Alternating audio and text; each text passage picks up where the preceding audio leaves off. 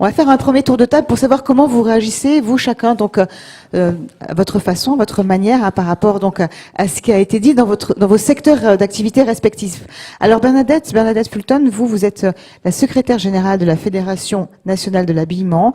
Vous êtes également présidente du CEDAP, qui est le Centre d'études des directeurs d'associations professionnelles. Comment vous réagissez donc quand vous entendez Christophe ? Bah écoutez, plutôt bien, dans le sens où, bien moi, les 5 tendances, j'en vois quelques-unes qui se dessinent. Ce que l'on voit aujourd'hui, c'est, je vais enfoncer des portes ouvertes, la société se transforme d'une manière tellement magistrale. Ces transformations sont particulièrement rapides, elles s'accélèrent de plus en plus, et si je prends quelques exemples, quand je suis arrivée à la Fédération nationale de l'habillement il y a 5 ans, on disait « Oh là là !» Internet va tuer nos boutiques. Aujourd'hui, ils sont sur Facebook, ils sont sur Instagram, ils ont des sites vitrines, ils essayent de faire du e-commerce en étant sur des plateformes. Donc, de toute façon, on est dans un mouvement qui me paraît inéluctable.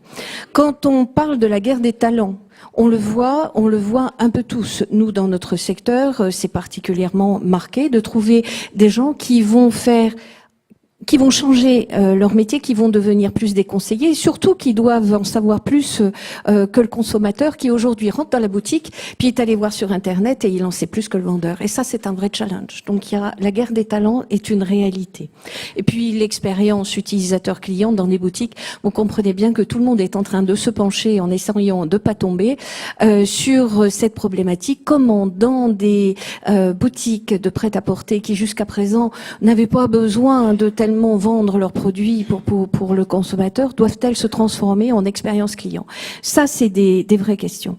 Si je prends le CEDAP, pour mes confrères, c'est un petit peu différent. Nous avons tous, dans tous nos secteurs, le CEDAP représente à peu près 250, un peu plus même, 260 dirigeants de tous les qui représentent tous les secteurs de l'économie. Pas un seul n'est pas touché par la transformation.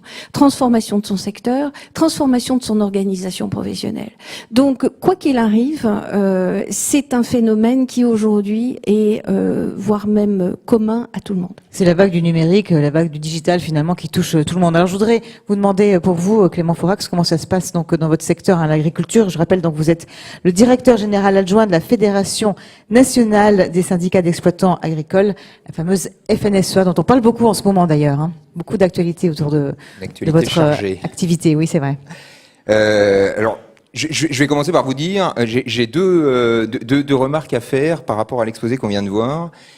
Il y a en me faisant écho par rapport à votre droit au bonheur, dans le secteur agricole, j'allais dire, il y a un droit au bonheur, y compris des animaux. C'est-à-dire que je vais rajouter une couche supplémentaire de ce qui peut être l'aspect humain aussi dans une exploitation agricole. C'est-à-dire que de plus en plus, on développe cette notion de bien-être animal et qui nous rajoute une couche supplémentaire par rapport au point que vous évoquez. Et puis, il y a une deuxième remarque, la complexité et le lien que vous faites entre complexité et technologie, et je pense qu'on y reviendra dans l'exposé. Dans le secteur agricole, on a une vraie difficulté, j'allais dire, pour aborder le mix entre complexité et technologie et l'humain. C'est-à-dire qu'on a plutôt tendance à imaginer, quand on est citoyen, quand on est hors secteur agricole, que plus on développe la technologie et la complexité, et moins il y a d'humains. Et on a plutôt des citoyens aujourd'hui qui nous interpellent en tant que, j'allais dire, représentants du monde agricole, sur le retour à moins de technologie pour remettre de l'humain dans les exploitations agricoles. Donc c'est un paradoxe, je pense qu'on y reviendra. Sinon, évidemment, pour répondre à votre question, on est en train de vivre, c'est pas une évolution, c'est une révolution dans le secteur agricole. Les nouvelles technologies sont en train de bouleverser les pratiques agricoles. Et on est à un moment, j'allais dire, clé pour l'ensemble de la ferme France, parce qu'il faut réduire la fracture entre les agriculteurs et les citoyens. Je veux dire, ça fait partie de nos missions, parce que sinon, demain, on aura une telle fracture, une coupure, qu'on aura des difficultés pour maintenir une activité agricole, j'allais dire, telle qu'on la connaît, pour que l'agriculture ait encore un poids suffisant dans l'économie française. Et puis, deuxième élément, c'est la compétitivité. C'est-à-dire qu'on croise aujourd'hui deux problématiques qui sont complètement différentes. lien avec la société et besoin de compétitivité face à des marchés qui s'ouvrent et parce qu'on est en position de plus en plus concurrentielle par rapport aux autres secteurs. Vous avez dû entendre parler la semaine dernière de l'accord avec le Canada, on parle cette semaine de l'accord avec le Mercosur, on ouvre les frontières et on nous demande d'être toujours plus compétitifs, tout en essayant de demander aux agriculteurs, mais revenez en arrière sur vos pratiques. Et là, le croisement de ces deux enjeux... C'est pas très possible finalement de revenir en arrière. C'est compliqué, c'est très compliqué, mais on se pense qu'on a des outils, et notamment des outils numériques, des outils de modernisation des exploitations agricoles, qui sont capables d'allier ces deux enjeux. Et c'est là qu'on se dit, voilà, on a des perspectives vraiment intéressantes qui s'ouvrent et qui sont liées à la technologie. Si on est capable de faire passer ces idées auprès du grand public et si on se dit finalement, le secteur agricole, c'est un secteur qui a besoin d'être moderne. Voilà. Et qui a besoin d'être heureux aussi. On parlait du droit au bonheur. On sait que dans votre secteur, c'est pas toujours facile. On a eu beaucoup de cas de gens qui se sont, faut dire les choses telles quelles, qui se sont suicidés. Donc il y a eu des suicides qui ont été répertoriés. Donc ce droit au bonheur, encore plus qu'ailleurs, il est vraiment important. Oui, alors là, je voulais pas rebondir sur cette question du suicide. Évidemment, enfin c'est très médiatique. On sort d'une période de crise profonde du secteur agricole. Il y a des raisons, j'allais dire, qui sont des raisons économiques. Il y a des raisons qui sont des raisons d'isolement.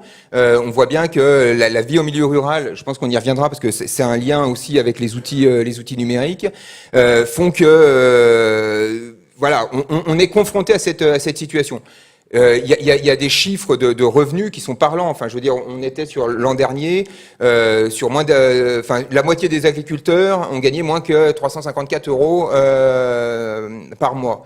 Ces chiffres-là, évidemment, ils ont un impact sur le moral et donc il y a des conditions économiques à remettre en place. On est aujourd'hui à la veille d'un discours du président de la République sur les états généraux de l'alimentation, qui va annoncer des mesures. On est extrêmement attentif à ce qu'il va dire. Vous en savez plus, non? Oui, bien sûr. Vous pouvez pas nous en parler? Non, bien sûr que non. J'aurais tenté. Hein. Ces éléments-là sont centraux. Et quand on parle de droit au bonheur dans l'entreprise, la première chose, c'est qu'on ait une entreprise qui soit en bonne santé. C'est-à-dire que c'est la base, Et là, aujourd'hui, le premier défi de la Ferme France, c'est celui-ci. Oui, merci. Alors, je me tourne vers vous, Hugues Widor, on vous a pas encore entendu. Vous êtes le président de l'UDES, l'Union des employeurs de l'économie sociale et solidaire. Est-ce que dans votre secteur, donc dans cette économie sociale et solidaire, vous retrouvez également cette simulation liée finalement à tout ce digital, ce numérique qui arrive et qui finalement est un peu comme une vague de fond, on va dire? Une lame de fond, absolument. Je voudrais d'abord, en introduction, faire de remarques par rapport à l'exposé de Monsieur Dezay, pour indiquer que dans l'économie sociale et solidaire, il y a une ADN particulière, c'est le fait que les hommes sont au cœur du projet. Et donc, sur la question de la quête de sens, sur la question de la réalisation professionnelle, en relation avec la réalisation de l'humain, on est sur cette approche dans les organisations mutualistes, les organisations associatives et les organisations coopératives. Ça fait partie de l'ADN, de notre volonté et de nos organisations. Un autre point, alors peut-être plus en questionnement, puisque là on a vu un tableau qui est un scénario, qui est une hypothèse, qui quand même appelle quelques contradictions quant à la situation actuelle. Je ne peux pas mettre de côté la problématique que nous avons au niveau de l'économie sociale sur les contrats aidés et sur toute la question de l'emploi des jeunes et de l'accueil des jeunes dans la société. Parce que cette économie sociale et solidaire, est-ce qu'elle crée vraiment des emplois? Alors, bien sûr.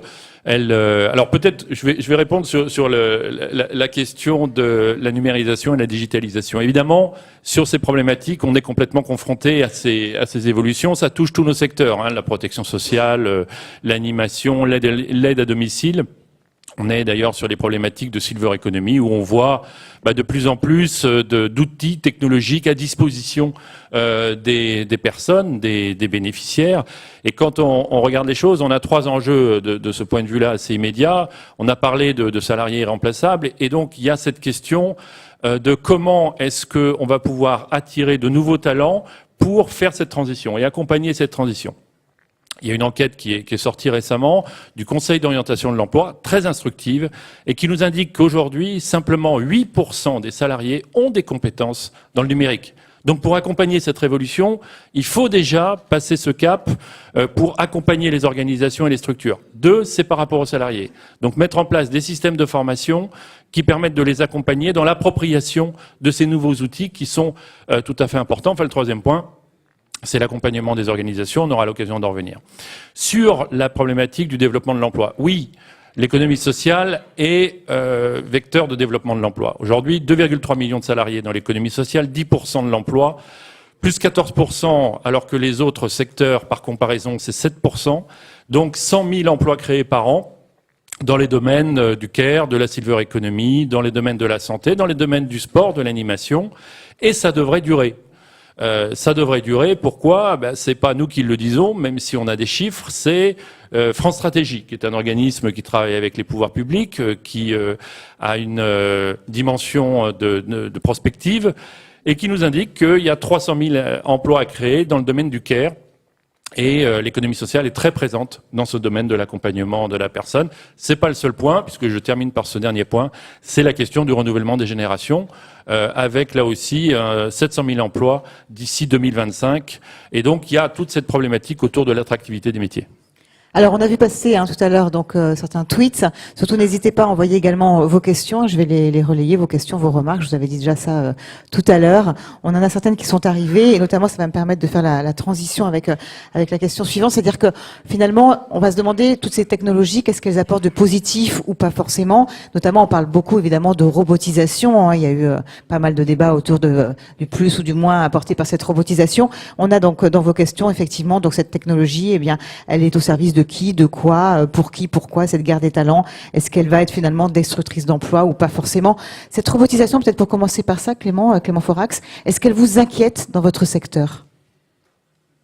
Non, vraiment. Alors, je suis d'un naturel optimiste, mais vraiment, c'est pas d'inquiétude. Au contraire, c'est de l'espoir. Alors, pourquoi alors? Il y a beaucoup d'espoir. Il y a des questions autour de la robotisation, évidemment. C'est-à-dire que on se dit un robot de traite, donc ça permet d'améliorer les conditions de travail de l'exploitant agricole, de ses collaborateurs. On est vraiment sur, j'allais dire, une question de bonheur de l'agriculteur. Et puis maintenant, on se dit, ah oui, mais finalement, est-ce que la vache qui va tous les jours ou 2 ou 3 fois par jour sur ce robot de traite est vraiment si heureuse que ça? Est-ce qu'elle n'était pas plus heureuse avant quand elle avait un lien direct avec l'humain? J'allais dire, dans cette question, on résume assez bien la situation. C'est-à-dire, soit on voit le côté positif, soit on voit le côté négatif. C'est un peu ce paradoxe dont je parlais tout à l'heure. Alors, je vous dis, nous, il y a beaucoup d'espoir parce que les outils qui sont en train d'être développés, les réflexions qui ont lieu à l'heure actuelle, qu'est-ce que ça va pouvoir amener? Ça va pouvoir amener plus de transparence sur les pratiques agricoles. On sait qu'il y a beaucoup de questions autour des pratiques agricoles, sur l'utilisation de produits de protection des plantes, sur le bien-être animal, sur la proximité entre le producteur et le consommateur. On a des outils qui vont se développer, qui commencent à se développer, qui vont amener de la transparence sur ces pratiques. Deuxièmement, on a des outils qui vont changer les pratiques. Quand on utilise des drones qui sont capables d'identifier le besoin de la plante en apport extérieur de manière extrêmement précise, qui permettent donc de réduire les apports, on va dans le sens d'une agriculture qui répond de plus en plus aux attentes sociétales. Et puis, dernier point, on voit aujourd'hui se développer des plateformes de liens entre agriculteurs et consommateurs, de liens directs, mais qui utilisent maintenant, j'allais dire, les plateformes logistiques de la grande distribution. C'est-à-dire qu'on va avoir une capacité à mettre en relation directement l'agriculteur et un corner, enfin un espace de vente dans une grande surface.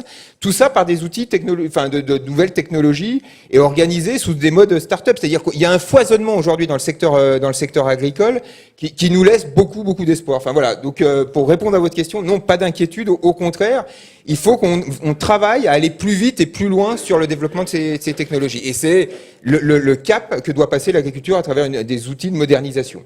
Hugues Widor, pour vous, ça se passe comment justement dans les services, cette arrivée de la robotisation? Est-ce que c'est quelque chose qui peut apporter justement davantage, on va dire, d'impact, on va dire davantage finalement de possibilités? Peut-être, on pense notamment à tout ce qui est, vous avez parlé tout à l'heure de la silver economy, hein, donc là-dessus, il peut y avoir, on parle de ces petits robots qui peuvent venir aider les personnes âgées. Enfin, qu'est-ce que vous en pensez? On peut reprendre l'exemple qui a été donné dans le petit film qu'on a vu. Hein, c'est le robot, il s'appelle Paro. Et c'est assez intéressant parce que ça veut pas dire qu'on veut des robots partout, mais le robot Paro, il a été utilisé justement dans la relation avec les personnes qui étaient en situation d'Alzheimer. Et du coup, ça a permis de développer, c'était des expériences qui ont été faites au Japon, qui ont été faites en Europe, et qui ont montré que dès lors qu'il y avait un robot qui était au quotidien avec la personne âgée en situation de cette maladie, eh bien ça développait de la relation, et donc ça permettait, je dirais, d'organiser une relation plutôt positive. Et d'une façon globale, on a cet état d'esprit. Alors là, je parle plus particulièrement de tout ce qui touche à l'économie du vieillissement. Il y a la silver economy où on est très attentif de regarder comment en fait les aides technologiques peuvent apporter un bien-être aux personnes. Et oui, parce qu'il ne faut pas qu'il y ait de l'isolement non plus. Enfin, alors vous dites que ça peut apporter quelque chose de positif, mais on peut se dire c'est un peu triste de rester face à un robot aussi. Non, alors attention qu'il n'y ait pas de confusion. Hein. On dit bien que dans l'aide et le soin à domicile ou dans les établissements, ce que l'on indique, c'est que d'abord il faut qu'il y ait une aide d'un professionnel pour justement permettre à la personne d'avoir des réponses par rapport à la prise en charge de son environnement et par rapport à son bien-être. Donc évidemment que toutes les aides technologiques doivent venir en plus de l'aide humaine. C'est l'aide humaine qui est en premier. Pour autant, l'aide technologique, il ne faut pas la mettre de côté. Et on a des expériences dans le secteur de la domotique, on a des expériences dans le secteur on en a vu un bracelet dans le film par exemple. Mais il y a beaucoup de bracelets aussi qui sont proposés aux bénéficiaires pour leur permettre justement de regarder leur état de santé ou d'avoir des formes de surveillance. La nuance importante, c'est qu'il faut toujours partir de la problématique et de l'intérêt du bénéficiaire. Et donc c'est là où il y a la limite du marché. Et la limite du marché qui ne doit pas imposer un produit technologique, mais qui doit être, je dirais, régulé par une conscience éthique qui est organisée par exemple à travers, on en parlera tout à l'heure, mais des exemples de consortiums qui sont organisés sur les départements ou des régulations par les services d'aide à domicile justement. Parce que la tentation, c'est d'utiliser finalement ce public comme un marché, et donc il faut être extrêmement vigilant pour regarder que ça permette justement, comme l'a indiqué comme on l'a indiqué pour la FNSEA, c'est un plus, c'est une plus-value. C'est dans ce cadre-là qu'on se situe. Vous avez d'ailleurs mené pas mal d'expériences dans diverses villes en France, donc d'expériences assez innovantes justement de ce que vous pouvez faire dans cette direction-là. Alors il y a plusieurs expériences, mais l'une d'elles, c'est notamment celle de la mutuelle des Côtes d'Armor, qui propose de faire à travers un certain nombre d'EHPAD des diagnostics à distance en dermatologie, en cancérologie ou autre, en cardiologie, et qui intervient pour ensuite de bien diagnostiquer et orienter. Il y a un médecin qui est dans les EHPAD.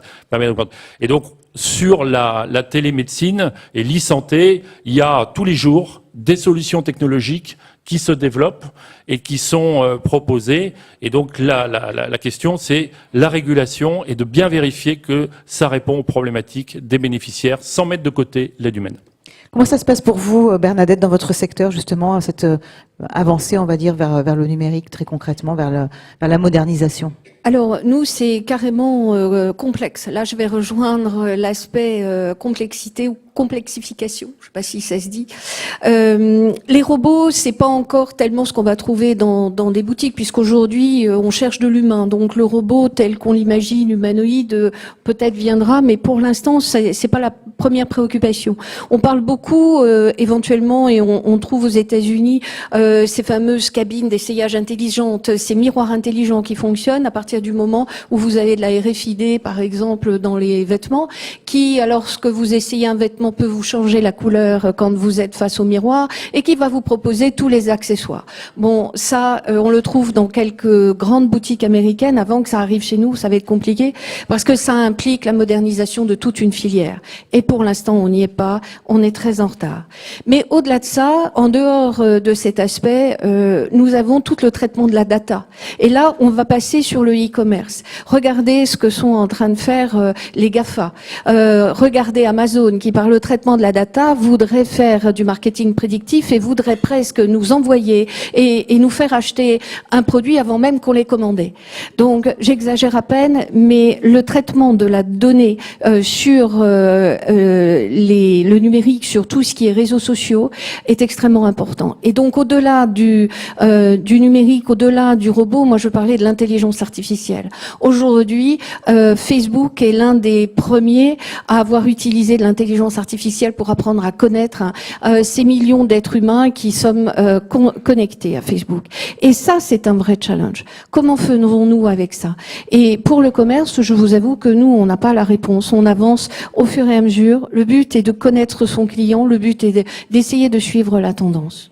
Alors beaucoup de questions, hein, merci. Donc vous participez donc largement à ce débat. On va en prendre déjà quelques-unes au fil de l'eau, notamment pour vous, Clément. Il y a beaucoup de questions qui concernent votre secteur. Donc sur les gens qui n'ont pas de revenus, le lobbying industriel, quel coût de la robotisation pour l'agriculteur, quelle rémunération pour l'amortir, pourquoi finalement donc on peut arriver à associer l'homme au cœur du projet. Donc à l'évidence, travailler sur bonheur et bien-être, c'est un bonus, mais quelle en est la finalité?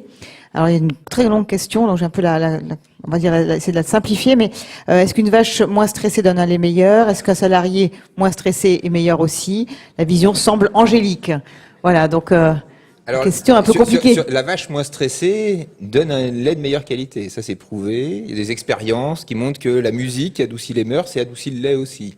Oui, il y a ces questions de bien-être animal qui sont au centre du débat. Alors, quand je dis il y a de l'espoir dans tout ce foisonnement, il y a de l'espoir, mais il y a aussi chez les agriculteurs une forme d'appréhension, parce que la question de la formation que Vidor abordait tout à l'heure, elle est centrale, c'est-à-dire que il va falloir engager des plans de transformation d'un certain nombre de pratiques agricoles liées aux nouvelles technologies. Et ça, c'est sûr que c'est des remises en cause, c'est des questionnements sur le métier même de l'agriculteur. Alors, avant tout, ce que je veux dire, c'est pour nous, et là je prends ma casquette de représentant de la FNSEA, c'est-à-dire que ces transformations et ces réponses aux attentes sociétales, elles ne seront possibles que si on a un modèle économique qui permet de faire vivre les agriculteurs de leur métier. Aujourd'hui, c'est pas le cas. Aujourd'hui, c'est pas le cas. C'est-à-dire qu'aujourd'hui, enfin, c'est pas le cas. C'est difficile de dire c'est pas le cas.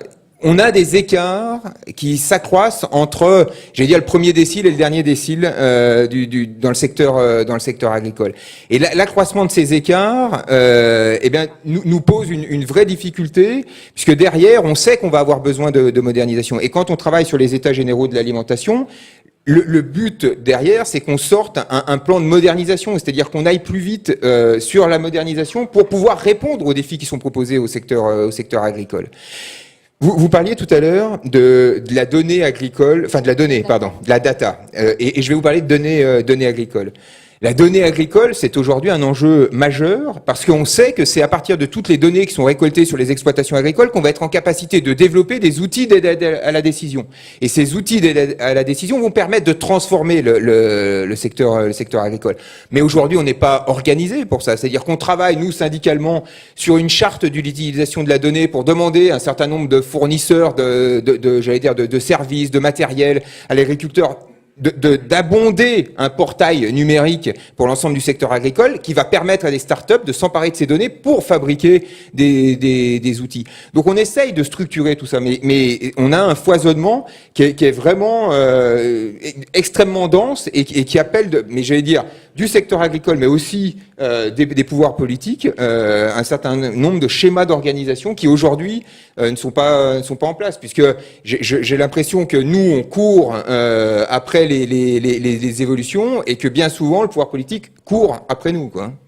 Alors Christophe Day, j'aimerais bien qu'on vous entende sur tout ce qui vient d'être dit justement et sur peut-être la façon de ne pas opposer aujourd'hui le robot à l'humain et au contraire de trouver des moyens, on va dire, de travailler, d'évoluer ensemble. Alors, je corrobore, je suis d'accord avec tout ce que j'ai entendu. Juste 2 points. Un, c'est aujourd'hui, on voit des entreprises, des industries rapatrier des productions qui étaient produites en Chine, parce qu'avec des robots, on peut les faire à un coût aujourd'hui qui est compétitif ici.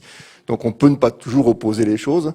Ensuite, pour être sûr de ne pas opposer les choses, il faudrait quand même donc se placer dans cette relation, le robot et nous, s'interroger sur nous. Nous sommes des robots aussi. Nous avons une part de robot en nous. Il y a plein de choses qu'on fait de manière automatique. On n'en a même pas conscience. Et donc ces fonctions-là, elles ont une vocation, évidemment. Quand on les met en concurrence avec un robot, ça va pas faire un pli. Et puis l'entreprise a rajouté une couche. Quand on voit, par exemple, certaines organisations transformer des individus en véritables robots, je pense à certains centres d'appel, où vous avez des gens qui lisent un script, quelle que soit la question qui est posée. Mais il est évident que si vous mettez un robot et de l'intelligence artificielle un jour, ça va pas faire un pli. C'est à nous de dérobotiser les individus, sinon ça va effectivement être un jeu de massacre. Mais il y a de la place pour les individus, à condition de ne pas les mettre exactement, frontalement, en face des robots. Sinon, c'est sûr que c'est fini. Alors, on a une question qui me plaît beaucoup parce qu'elle correspondait exactement à celle que je voulais poser maintenant, donc ça tombe bien. Comment accompagner les salariés face à cette révolution? Quelles solutions pour éviter justement donc les laisser pour compte?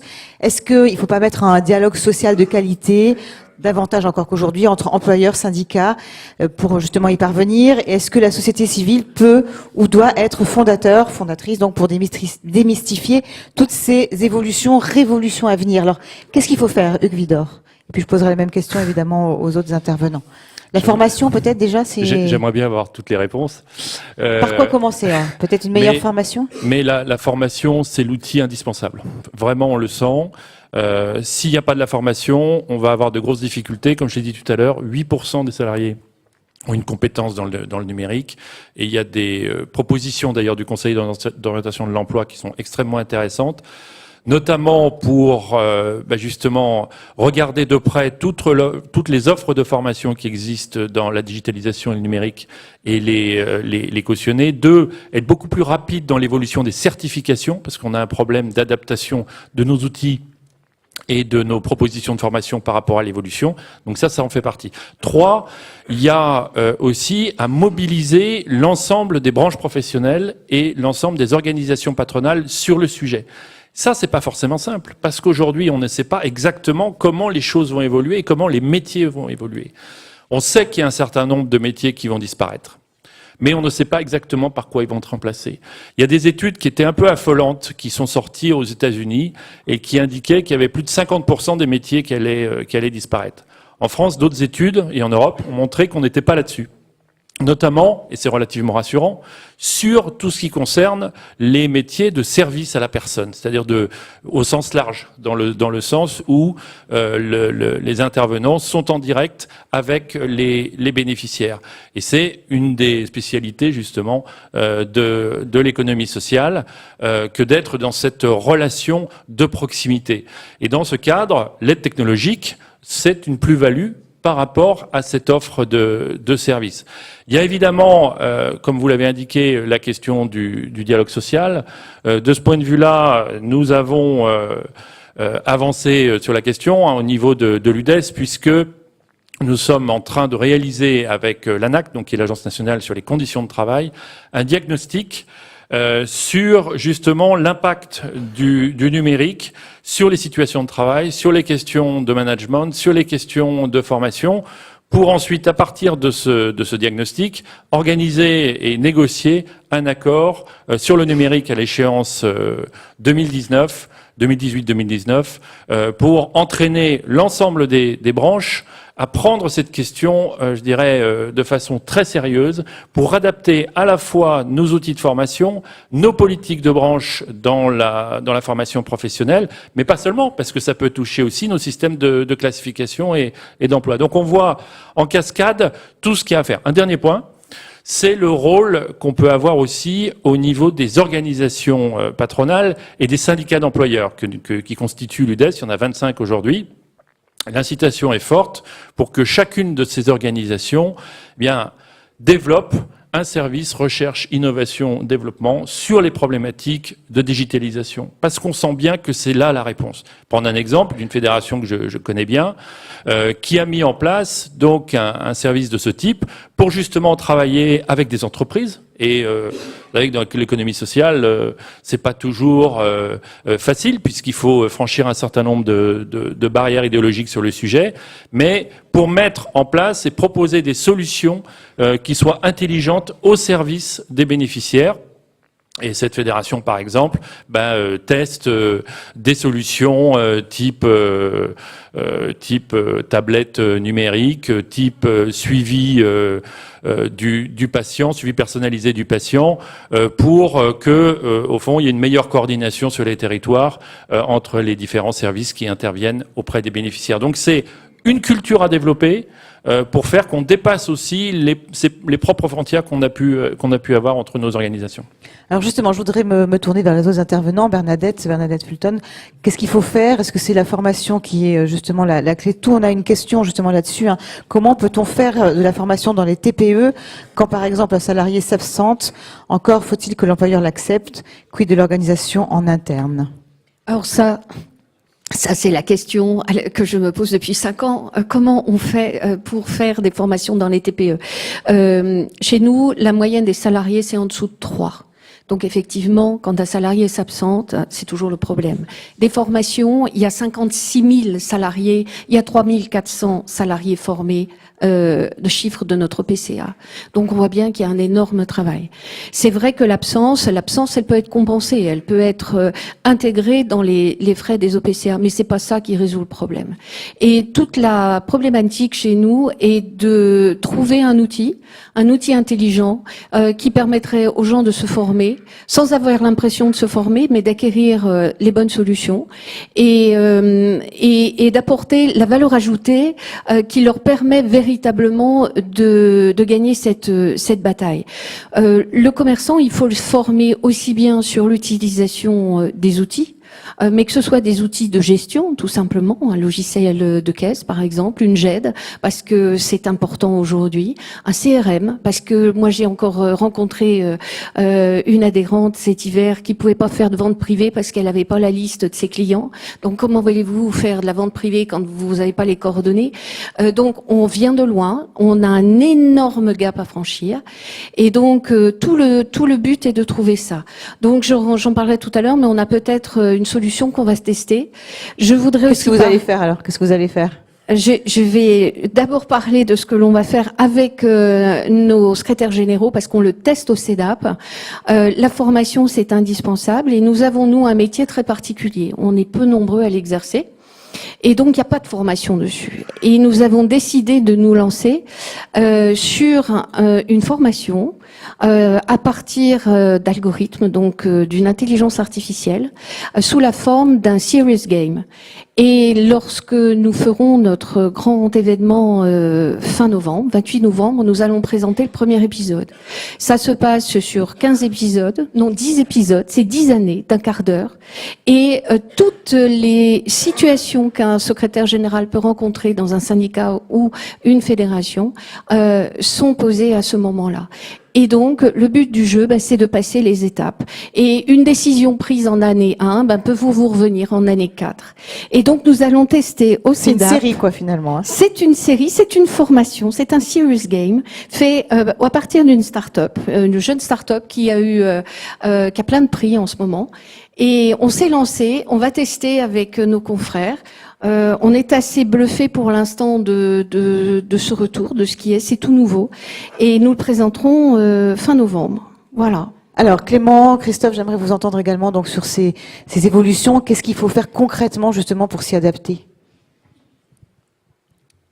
Alors, la formation, bien entendu, et là je vais apprendre vraiment un angle agricole. Pour nous, je fais le lien entre salariés et exploitants agricoles, c'est-à-dire que il faut avoir un raisonnement TPE, justement, puisqu'il y a de toute façon sur les exploitations agricoles qui sont des très petits employeurs, puisque on est à moins de 2 salariés en moyenne sur les exploitations agricoles. Alors justement, est-ce qu'on a le temps d'aller se former? Est-ce qu'on peut se former? Alors, on sait se former lorsqu'il y a des plans d'action qui sont mis en œuvre. Sur l'utilisation des produits phytosanitaires, il y a eu un mouvement de formation, c'est plus de 300 000 personnes qui sont passées en moins de 5 ans sur la formation, sur l'utilisation, pour avoir une certification pour l'utilisation des produits de protection des plantes. Donc c'est-à-dire que quand on a une stratégie, qu'elle est déployée, qu'elle est partagée avec l'ensemble des acteurs, qu'ils soient publics, privés, mais aussi avec les partenaires sociaux, parce qu'il y a eu un accompagnement, y compris par les OPCA, par le collecteur de formation des exploitants agricoles, c'est-à-dire qu'on est capable de déployer ça. Simplement, ce qu'il faut, c'est qu'on ait une politique qui soit clairement définie.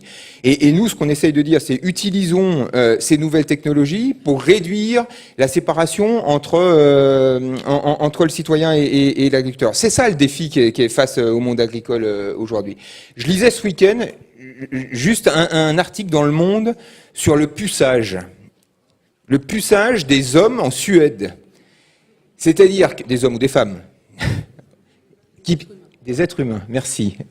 Qui permettait, grâce à une puce que vous aviez dans l'avant-bras, d'ouvrir votre digicode. Qui est en cours de développement en Suède. Et alors, je me suis dit, mais ça tombe à pic cet article, je vais en parler ce soir. Et je me dis, est-ce qu'en France, on est capable j'allais dire, d'accepter ce genre de choses, tout en sachant, et moi j'ai le regard agricole, en me disant sur les animaux, aujourd'hui, c'est un vrai débat. C'est-à-dire, qu'est-ce qu'on puce des animaux, alors, parce que derrière, c'est un moyen d'avoir une meilleure protection de la santé de l'animal, c'est un moyen d'avoir un suivi tout au long de la vie.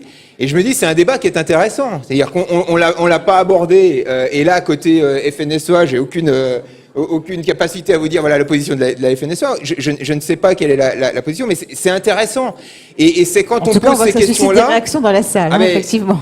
Mais c'est la même réaction que j'ai eue en lisant cet article. Et je trouve que c'est intéressant qu'on se pose ces questions. Et nous, le défi qu'on a à vivre en agriculture, c'est ça, c'est un défi de technologie qui doit permettre d'assurer quoi? D'assurer peut-être plus de traçabilité, une meilleure transparence dans les pratiques, et finalement d'arriver à recréer du lien avec le consommateur. Est-ce que c'est un outil qui permet de créer du lien? Voilà, la question est posée. Christophe, alors qu'est-ce que vous en pensez? C'est un crève-cœur, il y aurait tellement à dire. Mais je voudrais dire une chose. La formation, c'est une évidence. Et c'est tellement évident que je voudrais quand même juste vous dire une chose sur la formation. Les gens sont plus formés que vous le pensez. Le problème... Parce qu'ils se forment souvent tout seuls aussi. Non, mais l'avantage avec ces technos digitales, etc., c'est qu'elles nous viennent par la société. Ben c'est ça, donc on se forme Les entreprises décident plus de rien. Et donc les gens, vous avez des gens, moi je connais des gens qui ont des grosses difficultés en français, alors je vous raconte même pas en anglais, et qui savent télécharger un film, y compris pas tout à fait légalement. Voilà, ils se sont débrouillés. Et puis tout le monde sait, parce que on a très vite des gens à la distance, à l'autre bout du monde, tout le monde sait utiliser Skype. Donc il faut se centrer sur des usages qui sont plus privés, parce que d'un seul coup, on s'aperçoit que les gens savent faire, ou sont intéressés pour faire, donc ils vont apprendre très vite, et puis ils vont pas poser la question de savoir s'il faut l'apprendre pendant le temps de travail. Donc c'est comment incorporer ces capacités-là. Ça, c'est vraiment un enjeu. S'il vous plaît, ne faites pas des plans de formation comme avant, quoi. Surtout pas. Surtout pas avec des filières comme avant. Tout ça, ça doit être fluide. C'est très difficile. Je sais pas comment on fait. C'est ça, c'est difficile que ce soit fluide, justement. On est d'accord, mais pensez aussi que la technologie, de toute façon, c'est pas l'entreprise qui la décide. Elle arrive par les usages. Et d'ailleurs, les vendeurs ne viennent plus vendre aux entreprises. Ils vendent au grand public et puis après, les entreprises courent derrière. Donc, c'est vraiment ça qu'il faut penser. D'ailleurs, les millennials, justement, dont on parlait tout à l'heure, dont vous nous parliez tout à l'heure, par exemple, souvent, ça peut arriver, ils arrivent dans une entreprise et ils refusent l'ordinateur qu'on leur donne, ils préfèrent amener le leur qui est plus performant, plus récent, etc. Uvidor, vous vouliez rajouter quelque chose? Oui, je voulais réagir par rapport à vos propos, parce que il y a une chose qu'il faut prendre en compte, c'est la fracture numérique. Et cette fracture numérique, elle existe malgré tout, parce qu'il y a des endroits d'ailleurs qui sont pas couverts, notamment au niveau des smartphones. Et si on prend l'exemple des smartphones, quand on prend la population des plus de 70 ans, il y a seulement 20% des personnes qui ont un smartphone. Pour la population des 50-59 ans, on passe à 90%. Et dans les métiers de la silver economy, on est très attentif à ça pour justement pallier cette fracture numérique et faire à travers des ateliers de numérisation, par exemple, pour que les personnes qui sont plus âgées de notre société restent inclus dans la société. Or aujourd'hui, c'est pas le cas pour tout le monde. Et il y a ensuite une réalité qui nous échappe parfois quand on vit dans des cercles parisiens, c'est la pauvreté et la précarité. Et l'accès au digital, il a quand même cette limite-là qu'un certain nombre de personnes n'ont pas accès.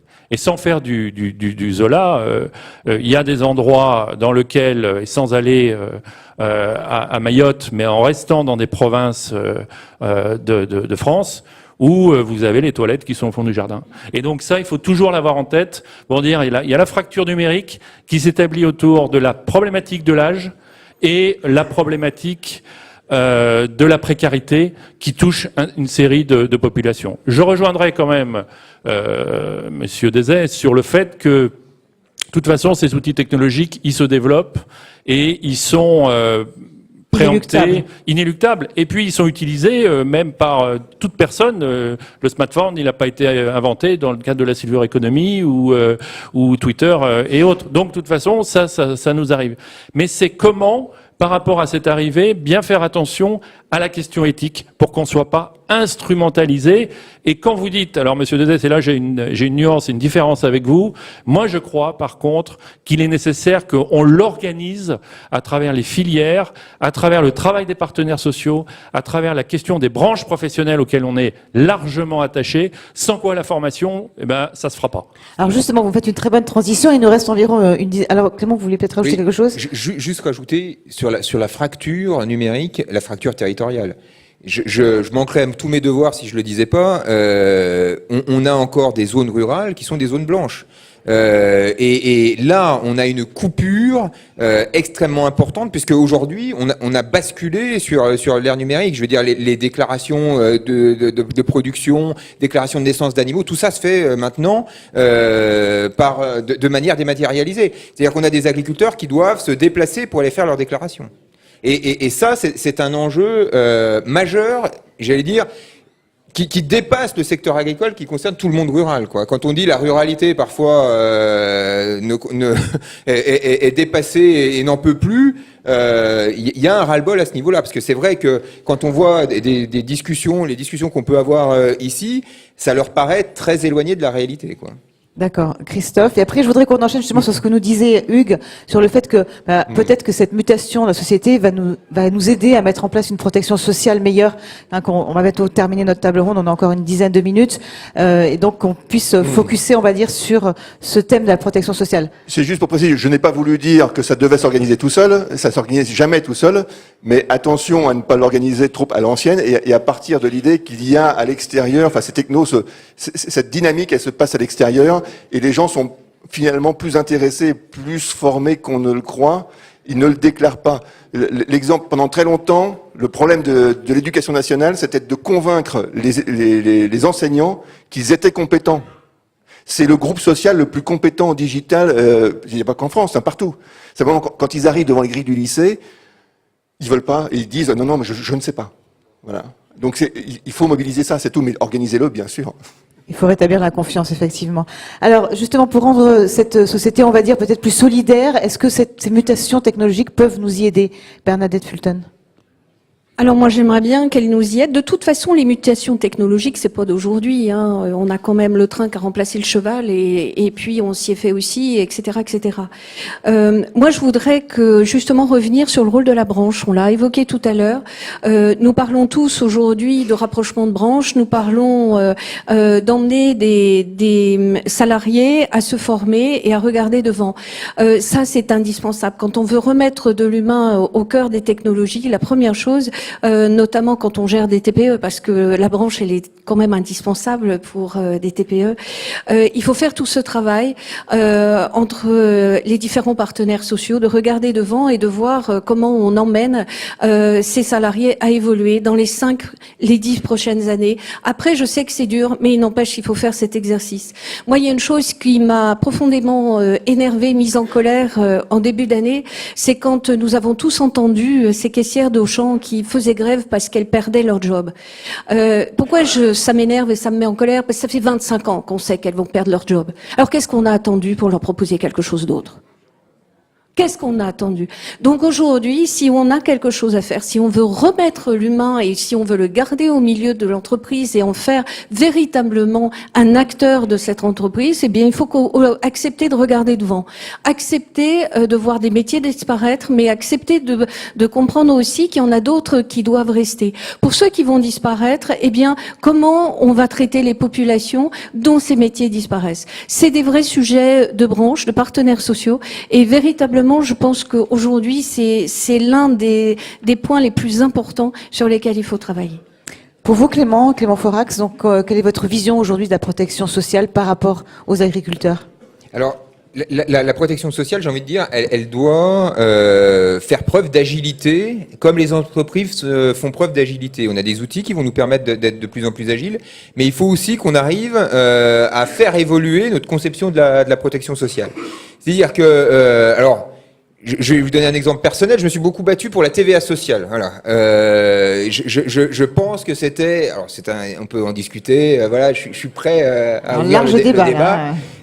Mais je pense que c'est pas seulement une question de principe, c'est une question aussi d'agilité d'esprit en se disant finalement le modèle tel qu'il est, est-ce on doit pas le faire évoluer. Il a évolué de manière indirecte, le CICE, et puis maintenant on va avoir les allègements de charges qui sont financés par de la TVA. On arrive à la TVA sociale. Je le dis en passant, voilà. Mais cette agilité, c'est-à-dire être capable de remettre en cause des principes de fonctionnement sur la protection sociale qui datent d'il y a 70 ans, c'est-à-dire que évidemment on a une belle construction, mais on voit bien que dans les jeunes générations qui arrivent, l'attente n'est pas la même, c'est-à-dire qu'elle n'est pas la même de ceux qui ont construit la protection sociale il y a 70 ans. Alors on parle de beaucoup d'individualisme, je ne sais pas si c'est de l'individualisme de la part de cette nouvelle génération, mais en tout cas les attentes sont des attentes indiscutablement qui sont plus individuelles.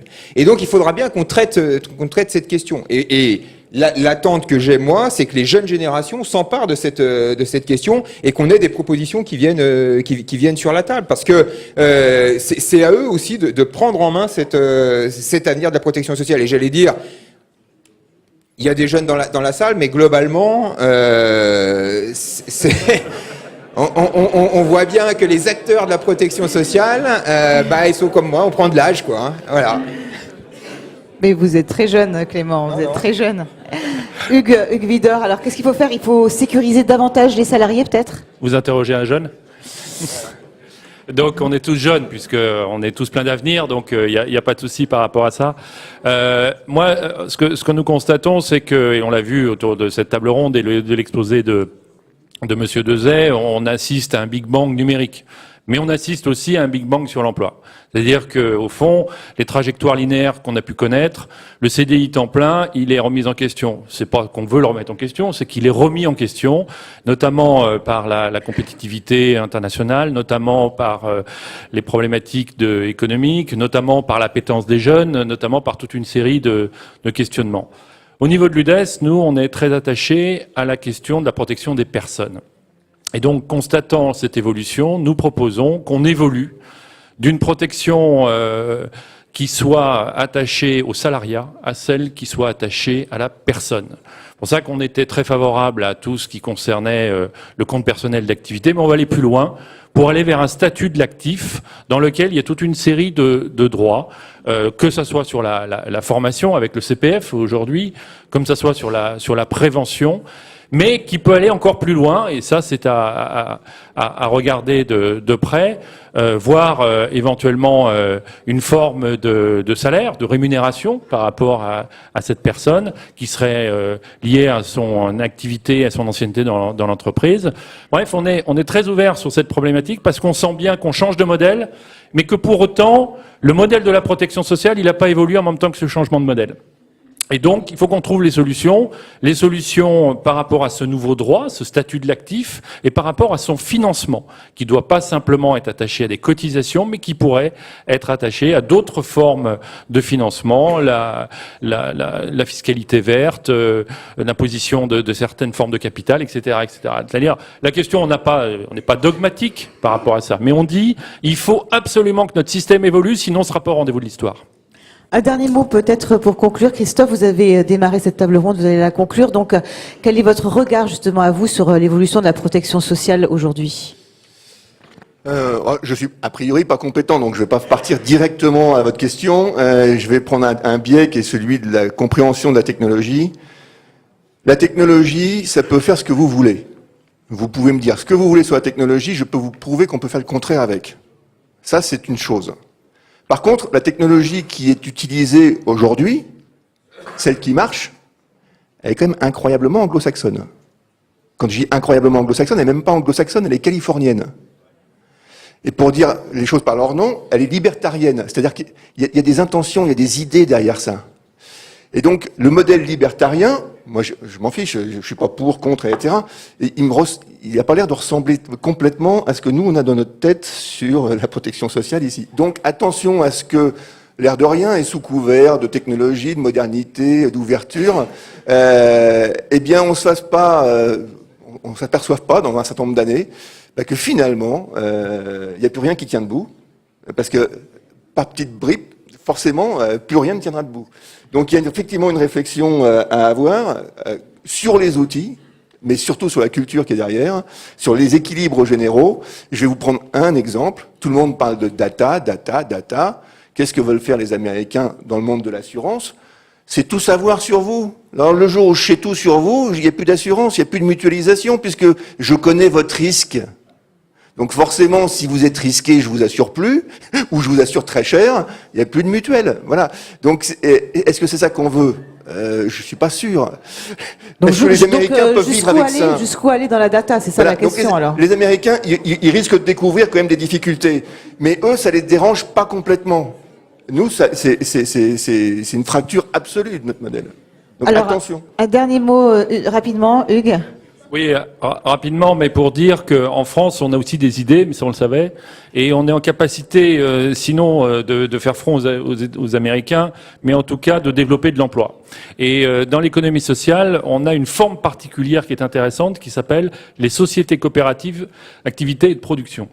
Et dans ce cadre-là, il y a une protection du salarié avec des systèmes de formation, un suivi, mais qui est ancré dans l'économie sociale. Donc les travailleurs du numérique, aujourd'hui, et la loi le permet, peuvent tout à fait travailler dans l'économie sociale pour développer des plateformes, pour développer du big data. Donc c'est une invitation aux jeunes.